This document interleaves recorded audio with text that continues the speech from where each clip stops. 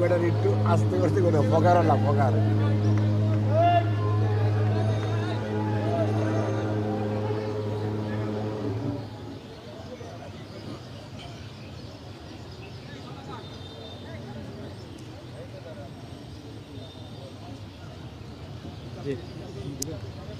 বিসমিল্লাহির রহমানির রহিম।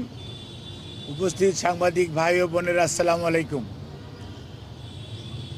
আপনারা জানেন যে বাংলাদেশ জাতীয়তাবাদী দলের চেয়ারম্যান দেশনেত্রী বেগম খালেদা জিয়া, 3 বারের সাবেক প্রধানমন্ত্রী, আজকে 1 মাস প্রায় হয়ে যাচ্ছে। 23শে নভেম্বর, আজকে 19শে ডিসেম্বর যাবৎ এভার কেয়ার হসপিটালে উনি চিকিৎসাধীন আছেন। এবং আলহামদুলিল্লাহ, কালকে আপনাদেরকে আমি বলেছিলাম আপনাদের প্রশ্নের উত্তরে যে ওনার শারীরিক অবস্থা আপনাদের দোয়ায়, আল্লাহ রাব্বুল আলামিনের রহমতে ওনার শারীরিক অবস্থা যে কোনো গত 1 মাসের মধ্যে এখন বেশ স্থিতিশীল আছে।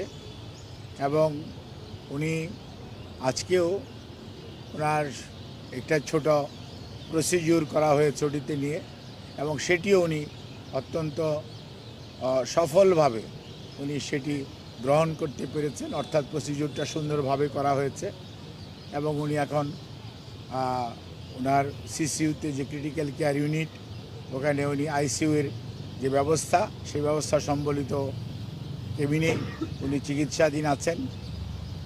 আমরা আমাদের ভারপ্রাপ্ত চেয়ারম্যান জনাব তারেক রহমান এবং আমাদের ভারপ্রাপ্ত চেয়ারম্যানের সহধর্মিণী ডাক্তার জুবাইদা রহমান এবং সৈয়দা শামিলা রহমান এবং শাইম ইস্কান্দার সহ পরিবারের সকলের পক্ষ থেকে এবং দলের পক্ষ থেকে আপনাদের মাধ্যমে দেশবাসীর কাছে আমরা দোয়া চাই।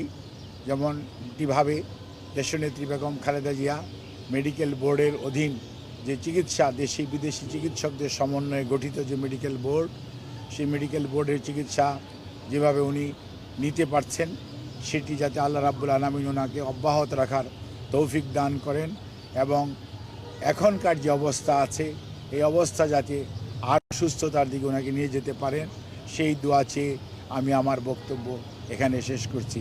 আপনাদের সবাইকে এবং আপনাদেরকে এটুকুই বলবো যে উনি যে অবস্থায় ছিলেন সেই অবস্থার তুলনায় আজকে আল্লাহর অশেষ মেহেরবানিতে আপনাদের সকলের দোয়ায় উনি মেডিকেল বোর্ডের চিকিৎসার পরিপ্রেক্ষিতে অনেকটা আগের চেয়ে বেশি ওনার অবস্থা স্থিতিশীল রয়েছে।